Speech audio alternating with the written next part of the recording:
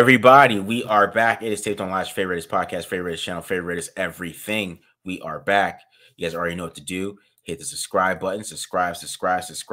Hit the like button if you like it. Hit the dislike button if you don't like it. Leave a comment if you like it. Leave a comment if you don't like it. Also, follow us on Twitter at the March on NFL for me, at mholder95 for Matt, and of course, pandasubs.com. Discount code TDL for 35% off. All right. So we came in to do some film. We were all prepared. We're getting prepared for today. So, and like, hey, we're gonna do some film. He's like, hey, I'm doing Tyree Wilson, and you know, I'm like, part him, and then like, bang. now all of a sudden we're like a daytime talk show host, talking about all the drama. Yeah, we got go on the drama here, right? So Davante Adams decided he wanted to be traded. It feels like it sparked from Antonio Pierce liking an Instagram post, which that's what it feels like it sparked from, because it went from the Instagram post to him on K Adams being upset about it, to him requesting a trade, to the trade rumors coming out, first, and then him requesting a trade, which I think was part of the trade rumors that Vinny got. Vinny just got the Raiders side, I believe.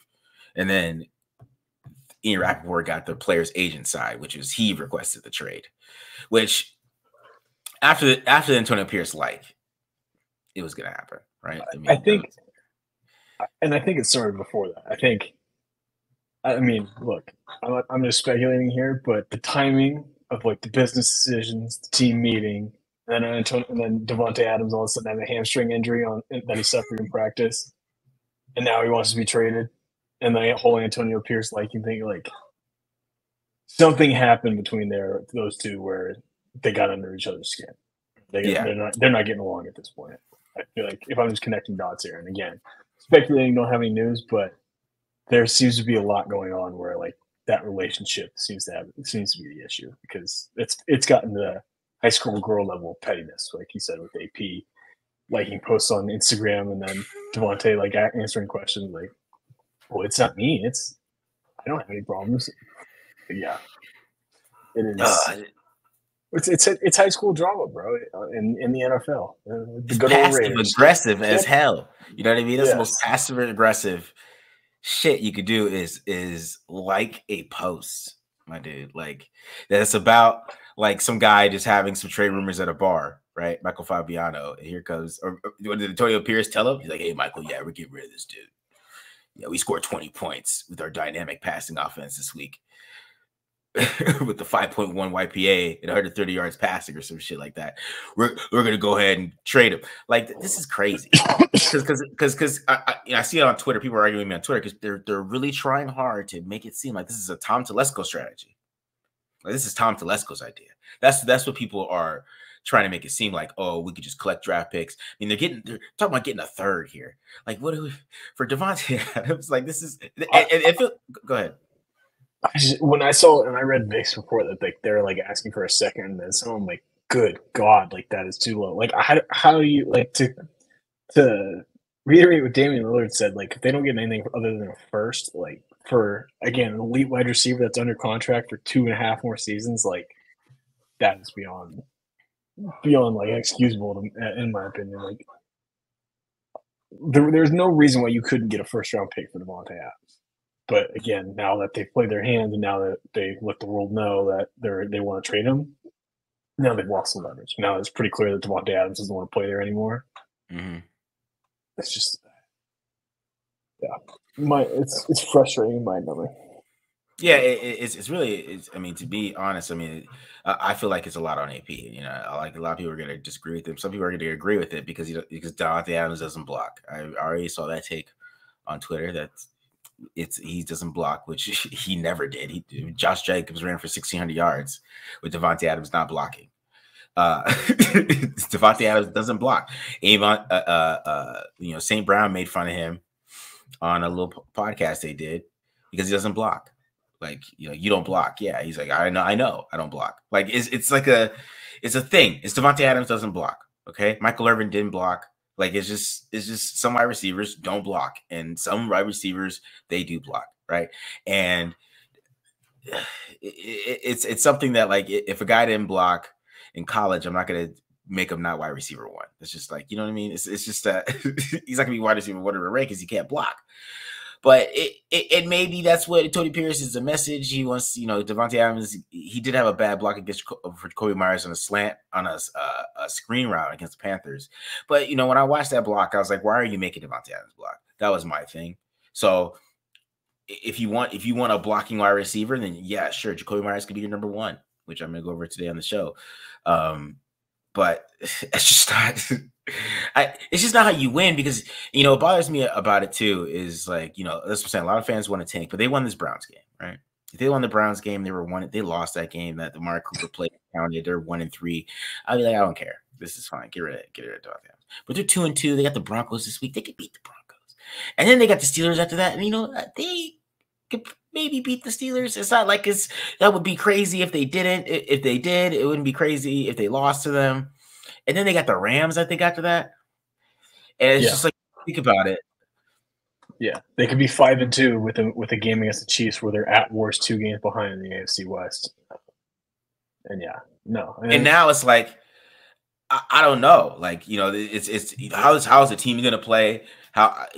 With this happening, it's just I don't know. I feel like this is just a way you could lose the locker room, right? I mean, especially if they know what's going on and it's impulsive. But go ahead, Matt. I was going to say, I don't think the goal is to tank, but I think if you trade Davante Adams, the result is going to be a tank, and you might as well lean into it and embrace it. Because, like you said, with this offense without Davante Adams is not going to be good enough. I mean, yes, the running game finally got going against the Browns, but I don't know. I mean, we've yet to see how he's sustainable, and like without Davante Adams, this offense is not good. And as great as the win was this week that we're about to dive into the film on, like it's not the offense they played was not sustainable to be able to be even close to a playoff team at this rate. They were good enough on Sunday against a good defense, but like they're not getting through this next month. And you're sitting there saying that they're a playoff team without Davante Adams. Like if you're trading him, like again, I don't think the intention is necessarily to tank. I don't think it's an intentional tank, but you're going to unintentionally tank because at that point you've lost your offense and you're gonna be bad. Yeah, and the only reason that game was even close is because the Zamir White fumble. Zamir White doesn't fumble, and the guys can pick it up and run for a touchdown. That's the Raiders win. Like Deshaun Watson really didn't do anything else besides that, right? They didn't score another point besides that 10 points after the first quarter. Scored 10 on the first 2 possessions, and then didn't score the rest of the game. Exactly. So that game's not even close without the Zamir White fumble, which kind of talks about how I think about the offense. It was hard for me to figure out who to do this week because it just wasn't impressive. Like it was just I had to do Dylan Parham, and I was like, who am I going to do besides him? I just can't do every single Dylan Parham slap, can I? I mean, I guess I could have did JPJ, I guess, but I didn't feel like that was too much offensive linemen. But I felt like this game was on offense was just boring. Like they didn't really do anything. And even when they had Davante Adams, I'm talking about they still had a good passing game against the Chargers, right? Gardner Minshew, but he still had like 257 yards, 33 for 25 for 33. The Ravens, we saw how that game went, right? They put up some points to end that game. They put up 26 to beat a team that people are saying is a top 5 AFC team now. You know what I'm saying? They went it on the road and beat them. And then, you had the bad outing against the Panthers, but I just think they got punched in the mouth and weren't prepared. They still went out and beat the Browns in a more dominant performance than I think, because like I said, the fumble changed everything. But it just feels like they just threw the season away, which, I mean, maybe but I just feel like if you're a head coach, AP, right? Like the fans could think about tanking, right? But like you have an impulsive owner. You think you're impulsive. Like Mark Davis is impulsive. He's just as impulsive as his dad is, right? And this guy fired Jack Del Rio, like just after doing the contract extension or after redoing the contract. You know what I mean? And Mark's defense on that one, he had been obsessed with John Gruden for years, and we had known if John Gruden ever wanted a job, it was his, and then he finally wanted it. But right, we have seen him move on from plenty of other coaches. I mean, he fired Josh mid-season. I mean, even if you think about it, right? I mean, that was very bold and impulsive, right? And then even picking AP, he listened to the players like Davante Adams and these guys. They rooted for AP to get this job, right? And he listened to the players, and now AP's calling the team out, which that didn't bother me too much. But now you look at it from a longer perspective, if you feel like Davante Adams is making business decisions, even though he's been making that business decision since 2014. I think we have to kind of think about what we're doing here. Like, if it really is because this dude isn't blocking, I got a problem with that because he's never blocked. He's a basketball player playing wide receiver. Like, he doesn't block, man. I don't know what to tell you, AP, but if you want a wide receiver that blocks, I mean, I guess. Yeah. So you got Trey Tucker. He already blocks for you. You got Jacoby Myers, Trey Tucker. They block, right? Christian Adams, he runs routes. If that is the case, I feel like this is going to be a lesson learned for AP as a young head coach, like of how to manage your stars. Like, as much as you never want to admit it, there are just different rules. Like, even when we heard Jack Del Rio, and then ended up rubbing some people the wrong way. Like, when Marshawn Lynch came in, Marshawn Lynch had a different set of rules. Like, in the NFL, when you have superstars like that are part of your offense, you hate to admit it, but they get away with a little bit more. It's a matter of, to quote an old coach from mine in college, like, it's a matter of how much of your talent versus your headache. You got a lot of talent, I can take a big headache. Got a little talent, I'm not gonna take any headache. Davante Allen has a ton of talent, so if he is a headache, you kind of got to deal with it. Because guess what? That guy's gonna make plays for you on Sunday. Yeah. I agree, bro. I don't know. All right. Anyways, I feel like that's enough of that because a lot of people aren't bothered by this, which I think is weird. But I just think it's the way it happened. Like I said, if the Raiders were 1-3 or they're 2-6 or 2-5, right, and this is happening, okay, fire sale. You know what I'm saying? Trade whoever you want to trade. Fine. Get some draft picks. Let's build for the future, right? It's just like they could beat the Broncos this week and be 3-2. Like, the Broncos aren't like it's just crazy to me because like it's just the aspect of what the NFL looks like. Like, there's like 5 1-3 AFC teams. Like, it's just, I don't know. It's just crazy. I will say this though, like, just to last point before we move on, like, I will say this, like, I definitely am in the camp of like, you know what, like, if Davante Adams wants out, like, move on and get assets to get your quarterback in the future if that's how it works out. Again, the trade figures that have been floating around are making me less confident in that. But like, but I do like when I look at this team realistically. Like, even if they do beat the Broncos this week, and I know they are 2-2, like, can you honestly say this is a playoff team this year? Like, I can't look at this team and be like, there's gonna be like an 8-9 playoff team. Is basically my point. Like, you know what I mean? Like, but that's gonna keep AP's job. There's gonna be 8-9 playoff team for the AFC. I'm telling you that right now. These guys are not. There's gonna be one of these 1-3 teams are gonna sneak in at 8-9. And that's my thing. Like, so, but now it's like they're gonna go for like 5-12. I feel like it's not. You know what I mean? So, you heard my preseason prediction of like 6-7 wins. So I don't even think I never really thought they could win 8 or 9.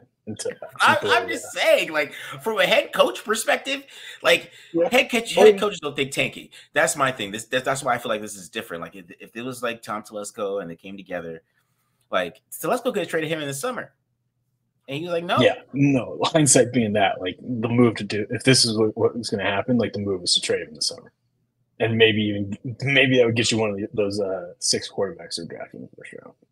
But yeah, hindsight being what it is. Definitely want to trade him in some. Yeah, man. I don't know. Maybe I'm wrong. Maybe I should be cool with the tanking. I just hate watching bad football. I just don't like it. I'm not a fan of it, bro. Embrace the tank. Right. Embrace the tank. You got to praise the tank. It's the process. And then hope they don't pick the wrong guy. That's what we got to. We also got to hope they don't pick the wrong guy, which is very true. Just Telesco, right? He picked Justin Herbert, I guess, right? But he did have Tua higher. That was the thing. Would he have picked Tua? No. We don't know. We don't know. All right, to the film. So I'm doing Jacoby Myers and Dylan Parham, and then Matt is doing Tyree Wilson and Isaiah Palomino. Tyree Wilson had a Good game according to PFF. 5 pressures. I think he's kind of, he's got to step up anyways. I mean, it was good to finally set up. I mean, I guess it was against DeJuan Jones and that defensive line, but that's fine. Offensive line, I mean, but I guess we'll see the film for there. And then Palomar, I think he just had a little bit of a breakout game himself. So what were your thoughts on the defense overall? Yeah, I mean, so with those two guys specifically, the reason why I'm calling them out is just because, one, I thought they played 2 pretty damn good games. I thought it was probably Tyree Wilson's best game of his career, just from what we've seen. And again, 2 guys that are probably going to have to step up, or are going to have to step up for the rest of the season, with Malcolm Koonce being out, of course, Marcus Epps and being out at safety. So 2 guys that are going to be starters probably for the rest of the way. And I thought it was a really encouraging performance from both guys. We'll dive into that. As far as the defense as a whole, I definitely thought the defensive line played really well. Another guy that keeps coming up, I feel like a broken record at this point, Adam Butler, man, playing his ass off. One of these days I'm going to break him down. One of these days maybe next week we'll do a little rundown of him, but we'll even see a rep or 2 from him that were impressive just on watching the other guys. But I think PFF had him. I didn't check it after Monday Night Football, but I know going into it, he was leading defensive tackles in the league for pressures with 7. Which again, Brown's offensive line beat up, but no Max Crosby. Like someone had to step up. The whole unit had to step up. Tyree Wilson obviously did that, and then so did Adam Butler. Thought the linebackers played pretty well, or at least Spillane did. It's funny, Luke Masterson. I know he gets a lot of hate. He actually made a few nice plays against the run. Mm-hmm. Oh my God, that guy's angles to the sideline are awful. He missed 3 missed tackles. He had 3 missed tackles, and I swear to God, every single one was the same thing. He just tried to go pursue to the sideline, over pursued, missed, and then let the running back cut back or receiver cut back. But actually, there was a few plays I'm like, all right, there's something there for against the run, and then he just missed 3 tackles. And again, I was like, well, maybe not. Can't defend you at this point. Secondary, outside of the safeties, this was a little bit of a reverse for how the season's gone throughout the year. I did think Ja'Cory Bennett had a good game, but corners were not playing especially well. Jack Jones was not impressive to me at all. If you remember the interception that Trevon Merrick had, like Amari Cooper was just wide open and hit him in the chest and dropped it. Mm-hmm. That's because Jack Jones, they looked like they were running quarters, and like Jack Jones went to fall on one dig, stopped and pulled up and then went on again. So that's how Cooper got so wide open. There's another rep that we're going to see here. I think it's going to come up twice in our little rundown where Cooper got him again. Cooper got Jack Jones again. It would have been a touchdown had Tyree Wilson not gotten the pressure and whatnot. So there was a few reps like that from Jack Jones there. He's just kind of leaving guys open, which for a guy that started the game on the bench, not exactly what you were hoping for. To see him play, to see him not play inspired football. But overall, I mean, as you can imagine, it's pretty good when you hold the team to 10 points. It's a pretty good game overall. And again, really impressive from the defensive line again. John Jenkins was a lot better this week. Janaris Robinson had a few nice plays. And then, of course, Snowden, too, had a few nice pass rushes in the sack to clean it up. And Christian Wilkins, another good game, too. So, yeah. Okay. Yeah, the offense, I thought they were able to run the ball well. I think it was more in chunks, though. They had the few big chunk runs when they really needed them from Alex Madison. Zamir White had similar chunk runs, but I thought the thing is to this game, I thought the run blocking was a lot better. Jackson Powers Johnson on film wasn't as oppressive in the run game. He probably saw his PFF grade. I don't agree it was that bad, but it wasn't good. I'm not gonna lie. I think I don't know how much of it is that it's just also just Joker too, because Joker was beating him down a little bit, and I think that was a little bit of a welcome to NFL. Like these aren't USC linebackers anymore, Jackson. These are high level guys who will take you on. And yeah, he had some times where he was talking to JOK after the play a little bit because I think it was catching him off guard. JOK being able to just move him. He's like, what the hell is happening, right? He's like, I'm gonna just chill this guy. Here's this little 212 punch, boom, it just moved you. And I think that was catching him off guard a little bit. But in pass protection, he was damn good in pass protection. It was just, I felt like in the run game that he went up on JOK thinking that it's a 20 pound linebacker. I'm gonna kill him, and it didn't work out for him. And he had a couple of reach blocks where he missed a little bit, but I thought Zamir White had some better chances to like hit some power holes because they ran a lot of duo this game. So I was expecting him to play a little bit better there. But it was like one time he like tried to bounce outside. I think I'm gonna show the play. He tried to bounce outside for some reason. I was like, why are you going there? What are you doing? The hole's right there. Like you read it. And I don't know. He was struggling a lot, so that's why it's hard to say can you maintain it. And then we've seen what Alex Madison looks like when he gets more carries. Right? Is it going to be a lot of those chunk runs? So are they moving towards Madison? I don't know. And then I think in the passing game they're just kind of just bland. If they didn't get the ball out of Minshew's hand in 2 seconds, like he was really bad. I think he was like 1 for 7 on passes over 10 yards. So, you know, and he was under pressure a little bit more than usual. I mean, he's playing Myles Garrett. Colton Miller was getting his ass kicked, like I thought. And but I thought the rest of the offensive line held up pretty well in passing game. I thought DJ Glaze had some good plays. He was a little hit and miss in the run game too, though. So it's just you're just worried about how this offense is going to perform. Like are they going to play through Trey Tucker? You know, Trey Tucker was beating press a little bit better than Jacoby Myers was his game. But they weren't targeting him. I mean, he went after Jacoby. You know, Jacoby got the 10 targets. You know, Brock Bowers wasn't that involved. But he blocked his ass off. Shout out Brock Bowers, man. He was that dude was blocking this game. He wasn't even known for that. That dude was a monster in this game for that. So I want to shout out to him for that. But other than that, man, I just like this was about like offensively, and that's probably why this hit me harder than most people. Is I got done watching the passing offense, and I'm thinking, man, they really need Davante Adams back, and they're like, no, we don't. So I guess that's why it hit me a little harder than other people, because I was like, man, if they get Davante Adams back, maybe they could do something. They run the ball, and they have some guys who could. It's like, no, we don't want that. So that's what I'm worried about. I don't know how this offense is going to can move the ball consistently, because they had so many 3-and-outs in this game still, a lot of punts. It wasn't like they were dominant, right? They scored 2 touchdowns on reverses. You know what I mean? Yeah. Gardner Minshew didn't throw a touchdown. You know what I'm saying? Like it wasn't like that type of game. It really felt like a Colts game. It really felt like a Colts game, and I don't know how that's gonna sustain with this coaching staff. Let's say that. Yeah. Let's say that. All right, man. Let's get into some positivity, bro. Defense.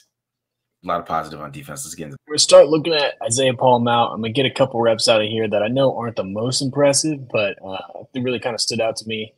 This one again, not much going on. Little screen pass against I think this cover 3, cover 1. Looks like maybe in a fire zone. Excuse me. And Paul-Mount playing as the deep middle. Again, nothing too fancy here, but I did appreciate him being physical, coming up, getting involved in this tackle. Make sure the running back here doesn't pick up that first down and setting up third down situation. Again, not going to write home about that rep, but quality one that you can win with. This time, Raiders are going to run cover 0, and this to me is just perfect way to play it as a perfect way to play it cover 0, because parks himself here around the sticks, gets physical with Jerry Jeudy here. Again, not a great matchup for him with Judy's shiftiness. He gets his hands on him, gives that quarterback time, gives the pass rush time to get there. And then this is one rep that I was talking about in the beginning. We'll see this again later with Tyree Wilson, where Jack Jones gets a little turned around here by Amari Cooper. And that would have been 6 points had the pressure not gotten there and they were on the same page. But again, we'll see that later. And that might go to the Chiefs right there. Good Lord. Yeah, that was brutal. All right. So getting on a little bit more of the better plays from Isaiah Paul-Mount here. Got a little pre-snap confusion here. Looks like we're rolling, checking to the look that we want. Picks up on it. Good communication. Raiders are going to roll or play cover 1 here with Isaiah Paul-Mount as the low hole player, the hole player. First thing I like that he does here, you're going to see his head turn right here. Going to check, scan the field, see if there's any crossing routes coming his side. Doesn't get any action with, I think, what is that, the out route here from Cooper, short drag, and then the post route. So then what does he do? Take his eyes back to Deshaun Watson. Once Watson starts to scramble, see a little bit of the speed, and come up and make a nice open field tackle. This is something that was missing with Marcus Epps in the game, as we've kind of come to know. Those missed tackles and not making these open field plays. Again, you see it's 3rd and long here. This sets up the field goal, which a one-possession game and the one-possession win ends up being a pretty big play for him, especially in man coverage where quarterbacks that can run can really kill you on those scrambles. Again, get a good view of the tackle. Gets his pads down, even though he's 6'4". Gets that guy on the ground. Nice play by Bernie, too, to pursue. This time we're going to see Polamalu sack. Pause, no diddy, as the kids say. But yeah, like this look from Patrick Graham. You're going to see, they're going to show like some just like kind of your basic coverage. Spillane's going to move into the box, get some late movement here. And then again, we're going to get 4 to his side here. And what I like about that too is because of all the late movement, especially with the center that was just coming into the game, you're going to see the center turn to his right. So instead of to his left. So now what the Raiders have is we have 4 pass rushers against 3 blockers. So we got the numbers advantage, and we can go get a free rusher. All the thing I like about Polamalu here is he does a good job of staying on the high side of the rush versus like taking like a flat angle to Deshaun Watson and letting Watson roll out. That he stays high, and that's going to force Watson to step up into the pocket. And then this is a little bit what I was talking about from Butler. Get a nice rush here from Butler and Tyree Wilson to kind of keep Watson contained, get cage rush him a little bit here, and start collapsing that pocket. So when Watson does step up, he has nowhere to go. Isaiah Polamalu is in there to clean it up and go get the sack. So nice run from Polamalu individually, and a pretty good one overall from the Raiders. Good play call. Good pass rush in general. Nice little team effort here. You can see it from the end zone view. A good rush here from Tyree. Beating up on Batonio, getting his hands up. His hands off. Center's late to come pick it up. We get that advantage. Same thing with Butler here. One of his patented stunts. Catching the left tackle off guard. Even getting some pressure there himself. This is going to be the big play that everyone's going to remember, that everyone remembers from this game. This is really damn impressive from Isaiah Polamalu. They're in cover 1 this time again, except he's going to be the deep defender. And what's crazy to me, too, is, like, if you notice, like, he's shooting to Amari Cooper's side, which obviously they were pretty worried about Cooper beating them instead of the 3 receiver side. So he's going to start between the hash and the number 2 on the far side of the field. And, again, he sees Amari running this little short drag route. So he knows, hey, I got no threats vertical. Take my eyes to the 3 receiver side, see what the action, start working towards the middle of the field. Read Watson's eyes, see Watson try and throw the corner out. It's actually a pretty damn good ball by Watson. And then on top of all that, Polamalu is going to show off some speed and go make a collision right at the perfect time at the catch point and go get that PBU. So to back up a little bit here, part of what makes this so damn impressive is, again, he's starting between the hash and the numbers and then going out and making a PBU on the other side of the field at the bottom of the numbers. That's impressive. That's impressive range. Good instinct. Instinct still. Yes. Yeah. For sure. I mean, like that. This is what I'm talking about. Like just his eyes, and even in that rep that we saw earlier when they were in man coverage, and he was playing as a low hole. Like he's quick to recognize his keys, right? Like Amari Cooper run a short drag. Okay, go find something else. Go find where I can help and go help out a teammate. And then on top of it, too, read the quarterback's eyes and figure out where they're going. Go make a play. Last clip here from Isaiah Polamalu. This one is going to be, I think, might be cover 2 or cover 4. Wasn't completely sure. It does look like he's kind of just dropping. I don't know. Looked like corners are playing a little bit deeper, but either way, again, this is 3rd and long, so another clutch play for Polamalu. And Amari Cooper's going to do a pretty good job of creating some space here at the bottom of the route on the slant route, widening Ja'Cory and Bennett, and then he kind of slows down that hole. This linebacker should probably be a little bit closer here. But the good news is Polamalu is going to read it and come up and make a perfect open field tackle. Again, 6'4", but he's dropping those pads, getting Cooper around the waist, wrapping up those legs. That sets up 4th and 3 and allows Snowden to save the game with that sack at the end. Get a good view of the tackle here from the end zone. Boom. I mean, that's perfect. This is textbook tackling right here. Go on the teach tape right here. I'm going to show the kids. Adam Bullock kicked that guy's ass. Good Lord. Let's see. Oh, yeah. Another little stunt. Catches him off guard. Yeah, getting pressure. Good game from Butler. Also, appreciate the flop attempt here from Watson. This was pretty funny. You ain't getting that call, bro. You definitely you. No.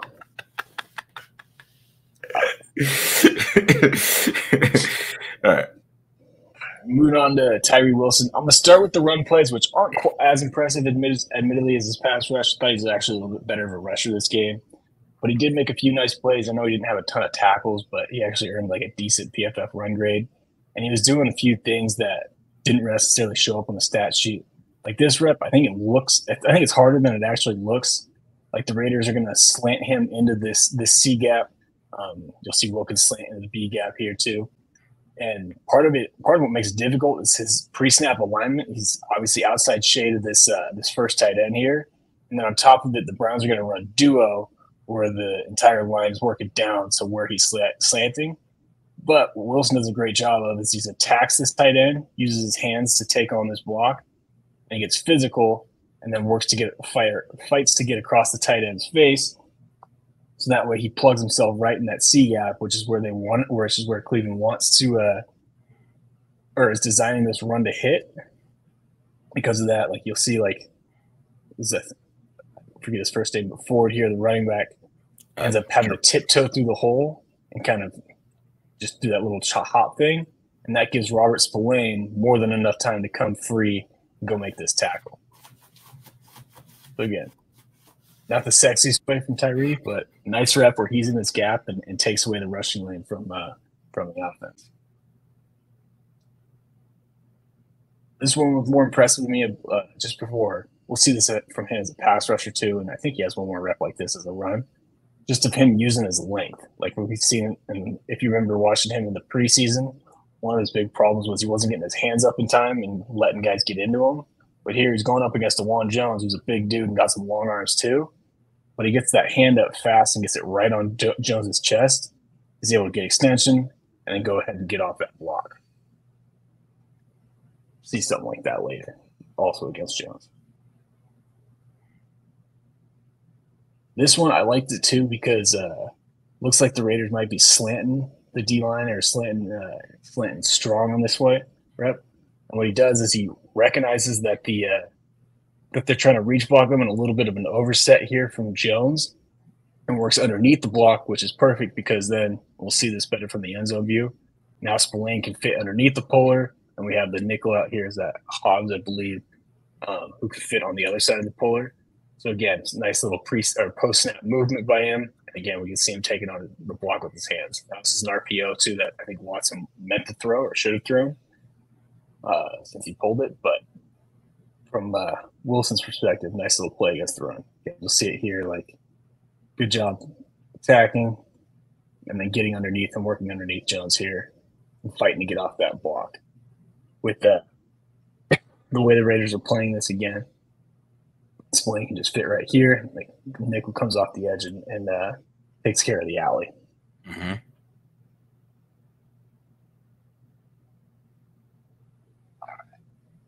Down on the goal line here. This is probably one of my favorite ones from him just because, again, crunch time situation with the motion that the Browns have here. They're very clearly trying to run into this gap, but he does a great job of, again, taking on the block. I mean, leverage is much better. Like, you can kind of see it here. Let's see if I can get it better. Right there, you can kind of see Tyree's helmet underneath the tight ends, winning at the point of the attack. Then we're just creating a pile at the goal line. Also, got to give my guy some love. Adam Butler here.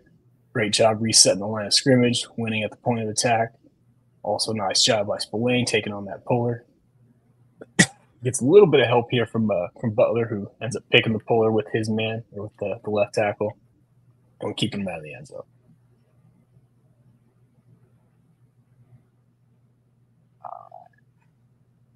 Moving on to him as a pass rusher. Now, on this one, he is a little late off the ball, which isn't ideal. But what I did like that he was doing is, again, he's using his hands and his length so much better in this game. Like, you'll see it like right here, like right about here. Boom. Perfect. Gets his hands underneath and on that left tackle's chest, James Hudson. And then from there, able to get some lift and get some extension on this block, which is vastly different than what we saw in the preseason. And then ends up collapsing the pocket, forcing Watson to scramble. Now, the next level, we'll see this kind of come up even more later. I would like to see him play the hands a little bit better and be able to escape to go get the sack. But hey, We'll take one step at a time, and he's at least showing growth in this part. We're going to see this a few times. This one, yeah, I think it is. Yep, there we go. Here's that long arm again. Again, going up against Jones. Much faster, getting his hands up. Perfect. Makes the first significant contact right there. Yeah, use those long 35-inch arms. Get some extension on Jones. Able to escape. And then go run and chase down Watson. Also, shout out Charles Snowden here, working around the block, forcing Watson to step up. And again, because of Tyree and showing some good hustle at the end of this play, forces Watson to throw it off platform. He ends up skipping it to Amari Cooper, and that could have easily been a first down had that been completed.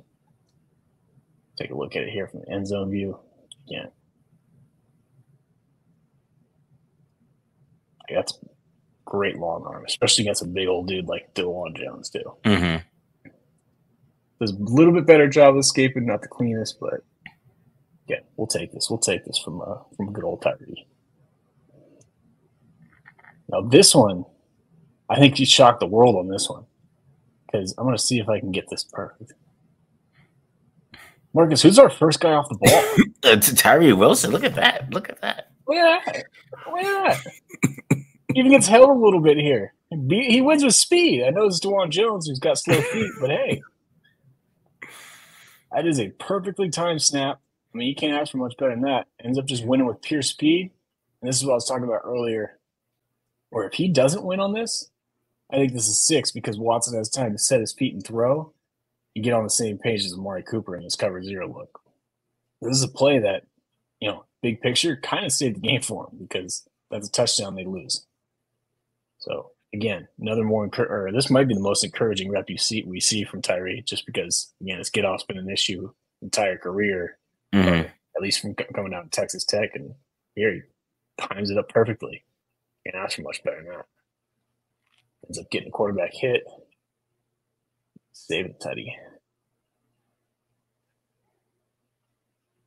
This one, I don't know what he was doing. I'm kind of thinking he was anticipating the chip. I don't know why he kind of peels off on this rush because it's not like he's playing the peel where he ends up falling the running back. I think he's just a little bit worried about the chip. What I do like, again, get his hands up quick, make the first significant contact, reset again. Now we're getting a little bit more pressure, and again, starting to escape to the inside. I mean, it's a big dude that he's going through his chest. Not great technique from Jones, but again, like to see what I see from Tyree as far as being a little bit more consistent with that bull rush and with his hands. Now, this one to me was pretty exciting too because when we talk about the Rams' offensive line, yes, at this point they have 4 starters out, but the one guy that is still a starter and is a pretty damn good player is Joel Bitonio, who is a 5-time All-Pro and a 6-time Pro Bowler. This is a nice-ass rep from Tyree. I mean, that's picture-perfect bull rush. The only thing I would like to see is a little bit more extension so he can get off this block and get a sack. But, hey, against a pretty good competition, that's a good rep. Also, shout out Adam Butler for getting another pressure. Told you guys we get a little bit of an Adam Butler breakdown here, too. Half Adam Butler breakdown and half Tyree Wilson. Exactly. Oh, boy, DeJuan. But, yeah. Again, looking back on Tyree, like to see a little bit more extension. But, hey, we're keeping our feet moving through contact. We're playing with great leverage. I mean, we're walking that guard, an all-pro guard, back in the quarterback's lap. We'll take that every time. I just got to watch Adam Butler for a second. If you put DeJuan Jones in the spin cycle, laundry day.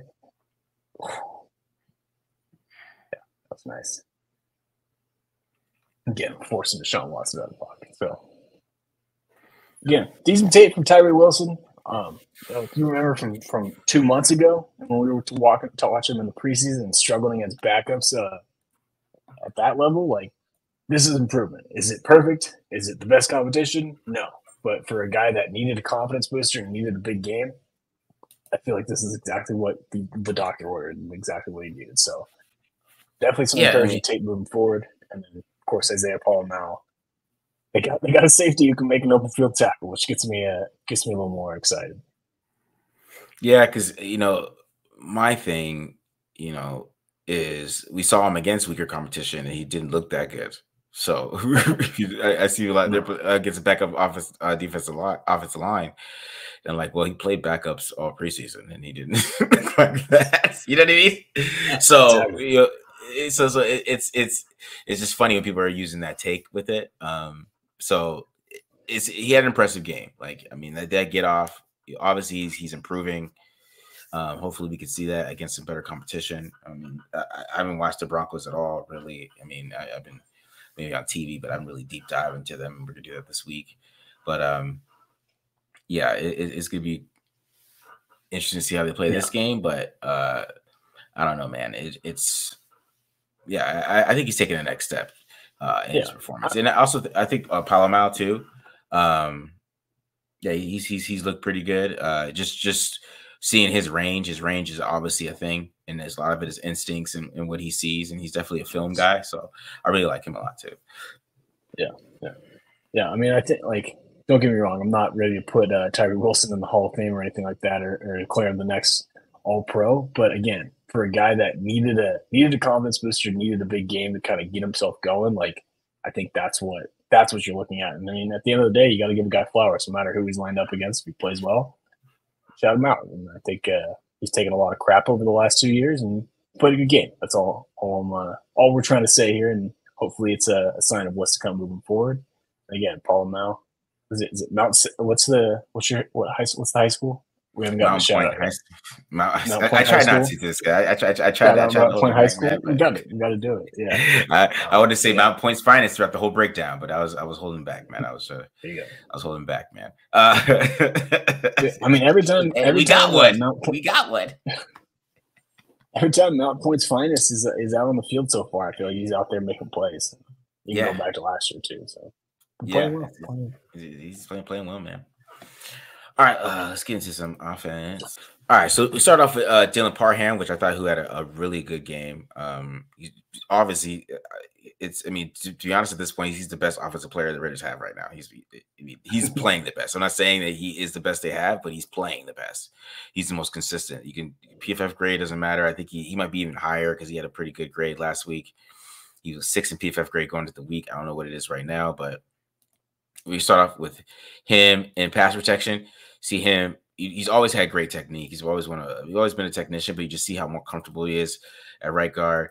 He still has his hands a little bit outside here, but he gets them back inside. He has a good anchor, or has one inside.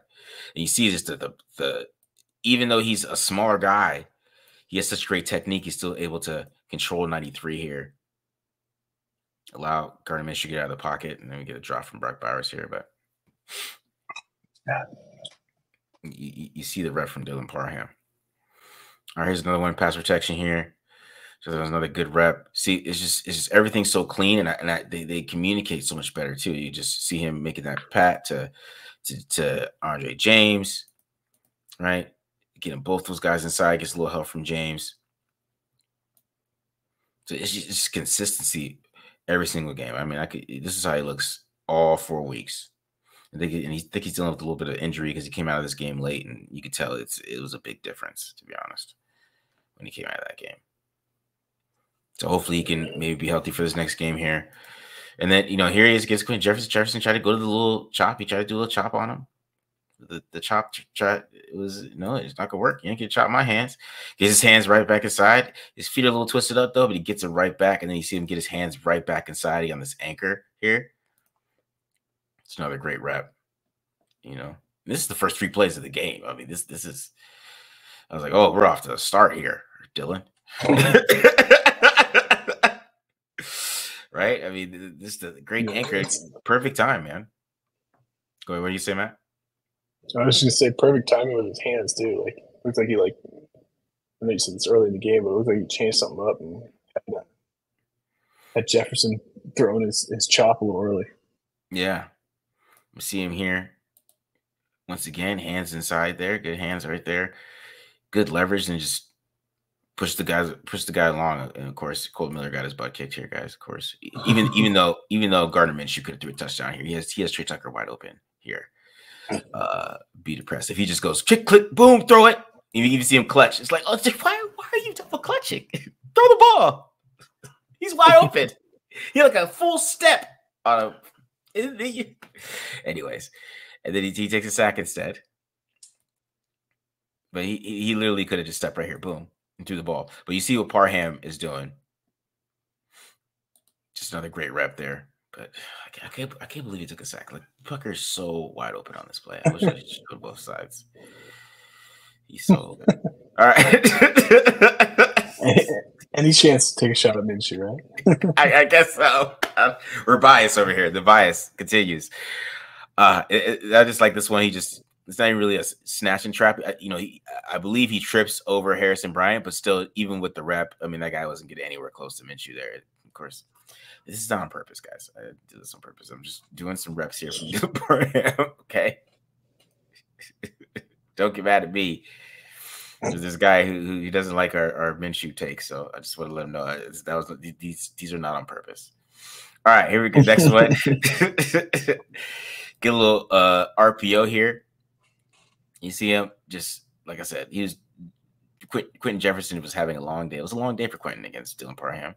Gets a little help here, but you see him just bully Quentin Jefferson. And Parham is secretly mean, which I like about him. He's like, it's not something you really notice on film, but he likes to finish. You see, he's still blocking him. I don't know if you guys noticed that in this play. He's still blocking him. Plays over. We're switching screens. He's still being blocked downfield. and he loves to come and help and hit you when you're helping too. Now in the run game, he wasn't as clean, but I think he did his job on some of these plays. So this one right here, I really kind of felt like this might have been a hold, but it's okay. He's not grabbing. See, I like the veteran here. He's not grabbing though. Hands are already out. And that's the block that really allowed Madison to get free there. It was close. It was like, it's not a hold; it's a clothesline. Exactly. See, but he's not grabbing anything. He's smart. See, he doesn't grab anything. That's what I like about that block too, because he's such a position. Like if he grabbed him at all, that's a hold, right? But he doesn't grab him. You can see the ref looking right there. He's going down by himself. It's a great run by Madison here. Also a good block from Harrison Bryant. And we got a Trey Tucker after that block, I guess. So next block here. Him against JOK. This is to talk about JPJ got baptized a little bit by JOK, and you see Parham did a little bit too. And this is just one of the best linebackers in the league. So you see how he tried to get here. His hands get outside a little bit on this one. JOK just kind of swims him, but he gets the help from Brock Bowers. Brock Bowers had a good game here too, guys. Brock Bowers had a good game here on the Raiders' best play that they run is called long trap. And Brock Bowers gets there. Madison gets outside, breaks the tackle there.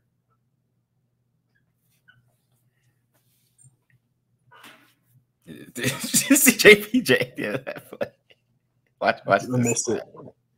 Watch. Jesus. Somebody asked me. That's gonna get you. Why did they say why the refs tell AP needs to chill? Right here, dog. Right here. Yeah, you can't do that, buddy. All right, here we go. So here's another Dylan Parham block. So Quentin Jefferson had a long day. You get some help here again, right? But then he is a lot of that double team, right? You see, he's just got his hands. He's totally pushed him out of this pocket, out of this run fit, whatever he wants to call it. He's pushed out of it. But Grant Delpit, Andres Pete just doesn't block Grant Delpit, so the play's blown up. God. I was like, they tried to do the 13 personnel thing with Pete, didn't work. They did try that once. I give Getsy props for trying. All right, here we go. Next run here. This is another double team. Good double team here with this is a duo run. This is the one I was confused about, Matt, because I was like, I don't know what Zamir White's doing here, but maybe you can explain here. You see him on the duo here. Great block, great push. Like it's like right there, Zamir. But he's looking at 12. I don't know why he's looking at 12. But Zamir, look at this great block you got in front of you. This is some of the best blocking that he's got in a power run. Yeah. What I can explain, how I'd explain this is this would be a misread. Okay. All right. Cool. All right, Matt. I'm just thinking I'm not crazy here. So, because I mean, if he hits this, because he still ends up getting 3 here, anyways. Yeah. I mean, if he just puts his head down and hit that little sliver, like right there between Bowers and Glaze, like you can get 4 or 5, he might even score. Yeah. But what he did, he allowed JOK to get in position here, because I mean, JOK, goes this way first, right? So if he hits it, he's not there yet. But what he allowed JOK to get there, and by the time he's there, JOK was waiting for him.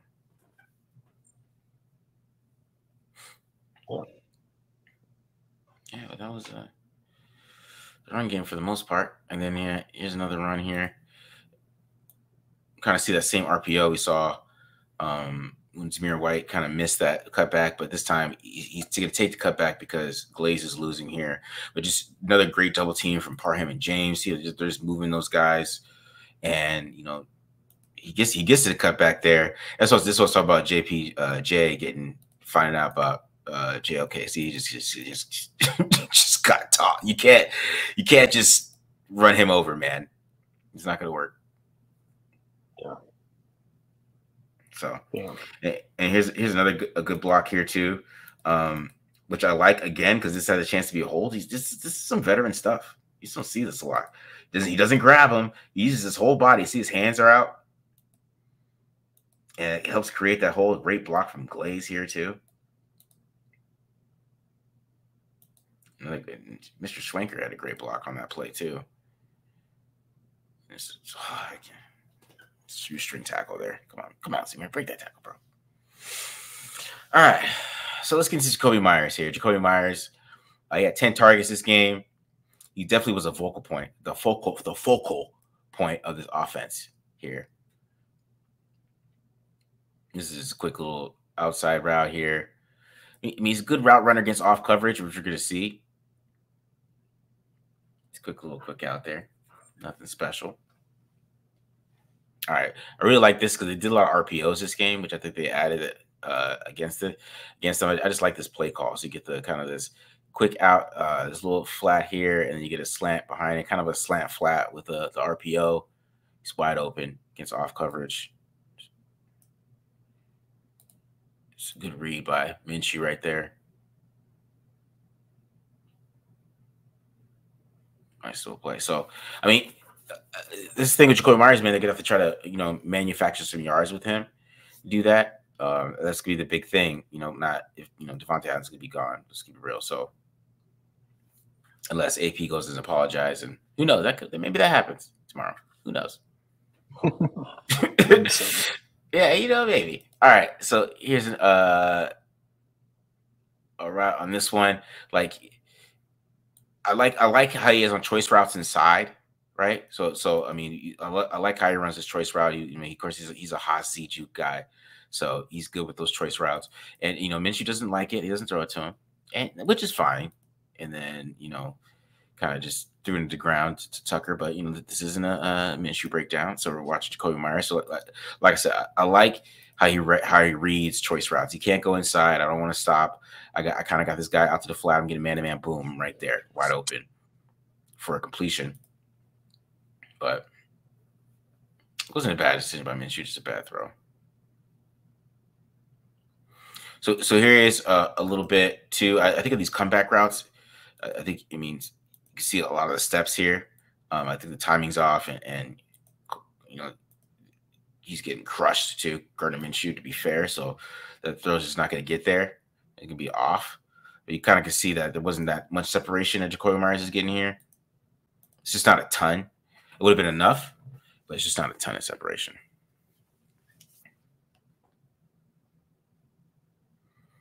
All right, here we go against another quick out here.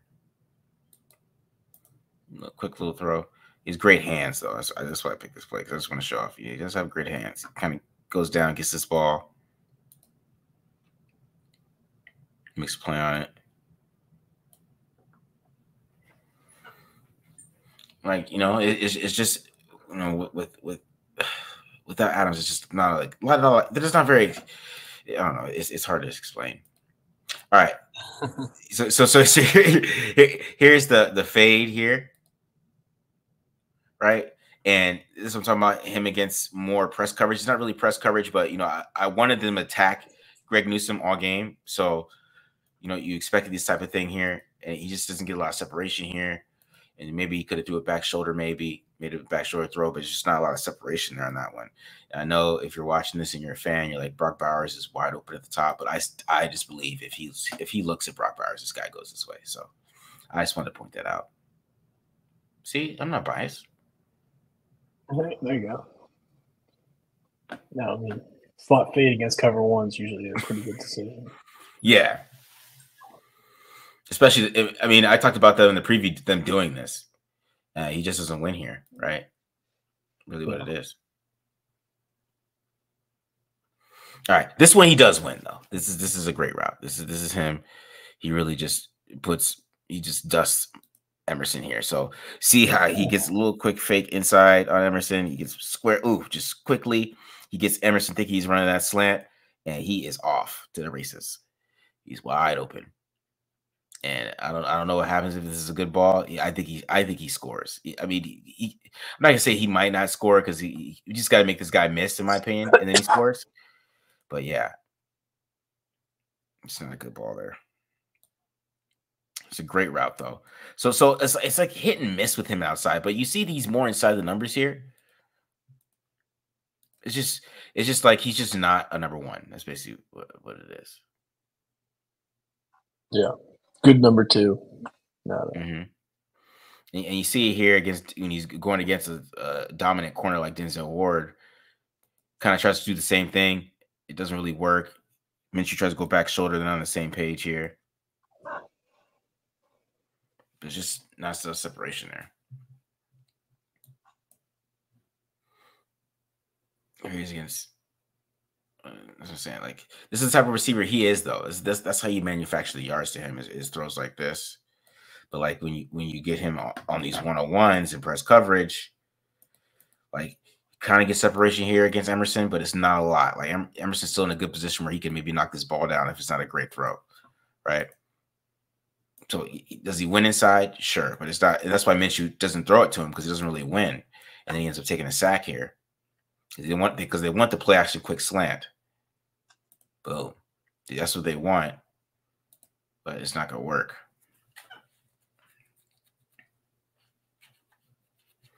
And you see it here, they try to run that RPO again. And here he's against Denzel Ward. And Ward gets up in his chest this time and just shuts down the whole play. You could say that's a hold. I would agree. But it's the midst of press coverage too. I would agree. That's a jersey pull. That's a hold. You guys agree? I agree with you. But that's just kind of But the passing offense, you kind of just see how the passing offense just looks so bland. Like it just didn't look. Yeah. Like they try to get the ball to Tucker out of his hands quick. I mean, there's a couple times the guys were open downfield, and Tucker was showing some good route running this game, but it's just the passing offense is so bland. But Dylan Parham is having a really damn good season. I don't know. I feel like that if he gets the right promotion, that he could sneak on like the Pro Bowl if he keeps doing this. But who knows? But this is saying the Raiders suck. That's not gonna happen. So but I think he's playing really damn well. Hopefully he could be healthy, and he helps his team a lot in the run game and in the passing game at this point. I mean, he's probably the best offensive player on the team right now, and it's not sexy, I guess. So not a lot of people are going to talk about it, but it's true. I feel like when I'm watching the first 4 weeks, the guy who's been consistent every single damn week has been Dylan Parham. And it hasn't changed. Like he's been a consistent. I mean, this is what we expected when they drafted him. Yeah, so that's exciting to see some of these young players, and they're going to have a good young offensive line for a while. It is going to be interesting. So, I mean, if they get a quarterback, that will help everything. We'll see what they do here, but yeah, it's just the offense they're playing against a man-to-man team, and they just weren't able to pass like how you expect them to be. Even they had Gardner Minshew. They have some good passing games, right? Yeah. So you just see it. Go ahead, Matt. They're playing against a man-to-man team without their best man being there. Yeah, you know what I mean? So who's probably not going to be around any longer. So yeah. Something's got to change. Something's got to change, but like you know, in that's the bad part. It's like, okay, so what do they do on offense now? Are they gonna be able to maintain that running game? That's the thing. Like, is it going to be sustainable? Yeah. Hopefully, maybe Madison can get it done. We saw Zamir White still missing holes, like, or reads. You know what I'm saying? It's on offense. They just weren't that impressive, and it felt like that they needed more of a spark player. Like, you know, even like if Adams wasn't in his game, you could tell like there are some chances where he would have some 1-on-1s, and you know, Emerson ain't guarding him, dog. If he's getting beat like that, you know, Emerson would have had a long day. You know what I mean? Like, so it's just, yeah. It's bittersweet, but I get it, I understand it. Like, you know, it's the team is not that good where you're feeling like, okay, or whatever, but they're good enough to kind of, you know, keep us involved during the season, I guess. I mean, it'll be interesting the rest of the way out. Going to take a lot of changes, a lot of guys stepping up if that ends up being the case. But yeah, man. All right, so we are out of here. Hope you guys enjoyed this episode. Like I said, hit the subscribe button. I haven't done the membership passing game because, you know, I've been so busy doing some other stuff, but I'm gonna get to that. I'm gonna get the passing game. And then, you know, of course, my man BD does the defense on Thursday. So he's gonna drop that for the members. So check that out for the members section. So I'll be dropping that passing game tomorrow. BD will be doing that. And then probably not gonna do a preview this week. I'll probably just do some film on Friday Night Live. I'll make some film into that and do some preview because, you know, Matt's gonna be out this weekend, but we'll be back on Sunday for the instant reaction to this season. This season, I love it. All right, man. All right, guys, we're out of here. Peace.